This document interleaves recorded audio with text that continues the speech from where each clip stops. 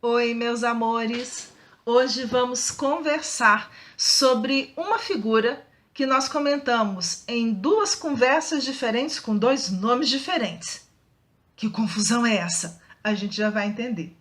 Quando nós falamos sobre as mesas girantes, comentamos que o professor responsável por estudar esses fenômenos na França, por estudar seriamente, com método, com organização, foi o professor Hippolyte Léon Denisard Rivail.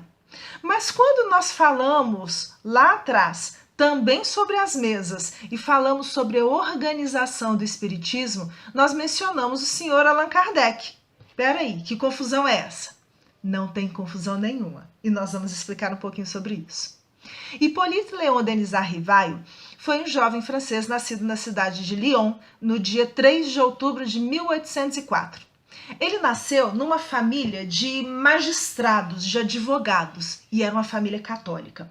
Mas desde muito cedo ele descobriu que a sua vocação não era a advocacia, não era o direito. Ele gostava de estudar, ele gostava de ciência, ele gostava de filosofia, e ele muito cedo descobriu que ele queria ser um professor.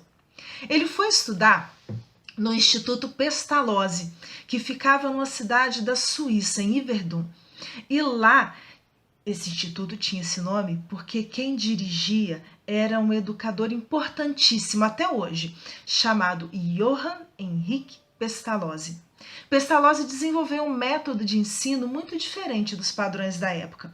As pessoas eram levadas a se formar integralmente. Ele não se preocupava simplesmente em decorar as matérias, ele queria formar seres humanos. E Pestalozzi trabalhava isso com seus alunos. Tanto é que o Hippolyte, muito cedo, com 14 anos de idade, ele já organizava cursos para ajudar os seus colegas que tinham dificuldades em matérias. Ele já trabalhava como monitor, como auxiliar também dentro da escola, porque o Pestalozzi colocava os alunos que já tinham aprendido um pouco mais para ajudar aqueles alunos que estavam um pouquinho mais para trás. E Hippolyte foi um deles.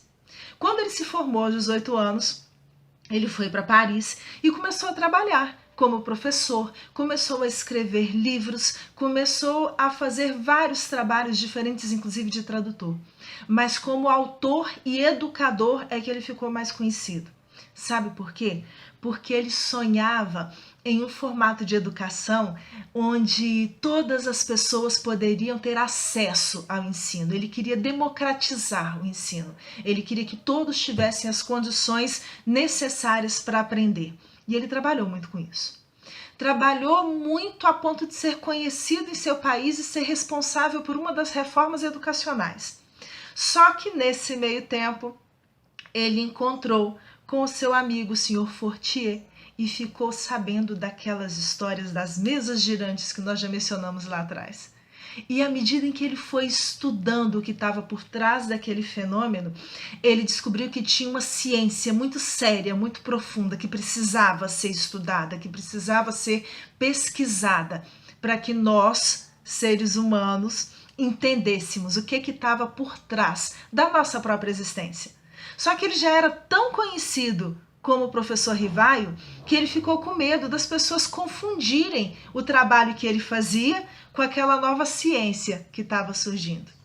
E por sugestão dos espíritos, ele adotou um nome que ele tinha tido há muitos séculos antes daquela sua existência, quando ele tinha sido um sacerdote druida nas Gálias, que era aquela mesma região da França, indo um pouquinho para o norte, indo um pouquinho para o leste, para o oeste, mas onde toda uma série de conhecimentos diferentes eram trabalhados lá na antiguidade. Naquela época, o nome dele era Allan Kardec. E por sugestão desses espíritos, ele começou a assinar os livros novos que ele estava produzindo, os conhecimentos novos que ele estava trazendo com esse nome, de Allan Kardec. À medida em que ele foi estudando o que os espíritos estavam dando de notícias para ele, ele foi organizando os 5 livros básicos do espiritismo, que a gente chama também de Pentateuco Kardeciano, porque são os 5 livros escritos por Kardec. Esses 5 livros são o Livro dos Espíritos, que são perguntas e respostas sobre a filosofia trazida pelos espíritos. Depois disso a gente tem o Livro dos Médiuns, que vai explicar o que é mediunidade e quem são os médiuns. Depois a gente tem o Evangelho segundo o Espiritismo, que vai trazer as máximas do Cristo, as máximas morais do cristianismo sob a luz do Espiritismo.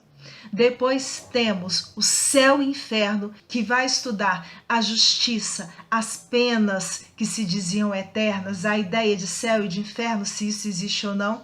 E por fim nós temos o livro A Gênese, que vai estudar os milagres e as predições. Todos esses livros vão trazer o conjunto, junto com aquilo que ele publicava também na Revista Espírita, mas vão trazer o conjunto do ensinamento dos espíritos. E para quem ainda está na dúvida de por onde começar, tem um outro pequenininho que também é muito útil, que se chama O que é o Espiritismo, onde de forma simples, dialogada, ele foi apresentando as principais questões que o Espiritismo trazia. E, por falar nisso, Espiritismo é uma palavra que foi criada por ele, porque ele queria deixar tudo muito bem claro.